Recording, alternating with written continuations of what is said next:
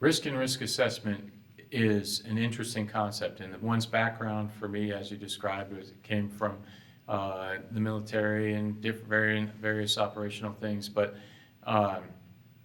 it's not something that I think you're born with. You have to live through a few experiences, and maybe when you're a child, they're as simple as, do I approach the stairs or stay away from the stairs? And at some point that becomes, you don't have to think about it anymore. As you age, you become a new driver, and you have risk decisions about when do you get onto a highway or not, and how do you make those decisions. And as we get further in life, and for me specifically in the SEAL teams, I had a number of incidents in training that kind of hammered home in a very safe environment, like, hey, that decision we just made would have resulted in injury to, because of X, Y, or Z. It comes with training, it comes with experience, and it comes with understanding the consequences of one's decision.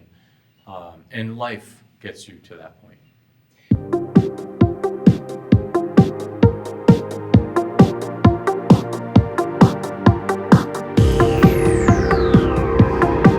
You can be too risk averse, right? And that's not a bad thing, but you might never get the mission done. You might never achieve your goals. You might never achieve your organization's goals if the answer is always no.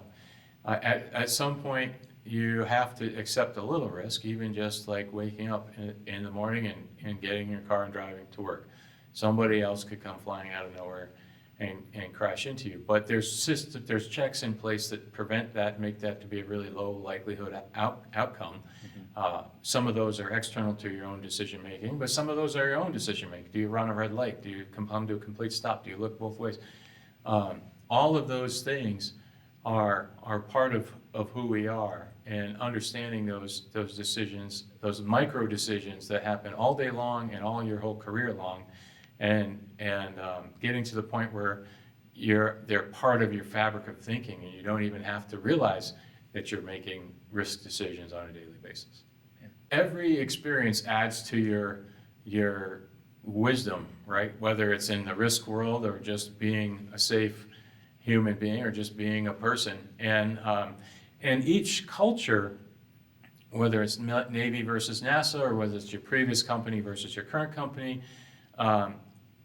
each culture has a different way of dealing with it, different tolerance levels. For me, it was really interesting to see a whole nother way of dealing with a risky situation. In the military, the risk is the enemy, or the risk it is something that you can see and you have intelligence against and you can plan for.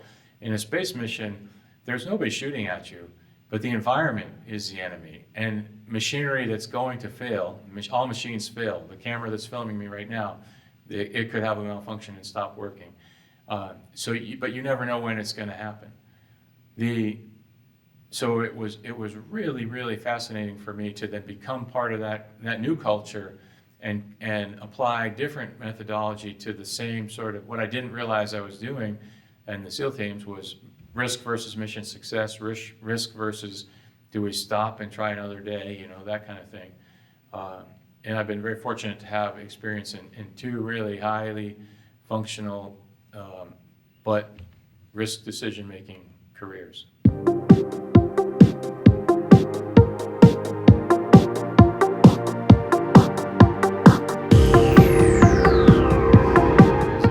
To everything we do, whether it's a simple park your car and you and your family, or you and your wife or your kids are going to go on a hike, all of a sudden the clouds change, the wind changes, you can tell without a barometer that the pressure difference is changing. Those kind of things you now know as an adult, like, hey, we should probably just turn around and go back to the car. Your kids might not pick up on that, and hey, no, but the top of the mountain's right there. Myself and three other guys, and we paddled kayaks up the Chesapeake Bay, and had to make a couple days, we had to make some tough decisions on wind and sea state. You can't really deal with much sea state in a kayak, so we had to pull off and ride it out for a day or two on the shore unexpectedly. So things like that are all part of it.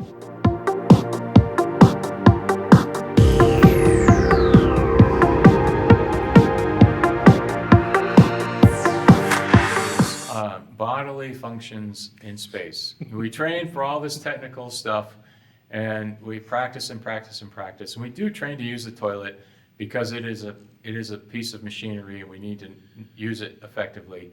But you can't really use the toilet in Houston. You have to go to the space station and experience it in and of itself. So we try, as experienced astronauts, to pass on the knowledge to the first-time flyers. But at the end of the day, there's a first time for everything.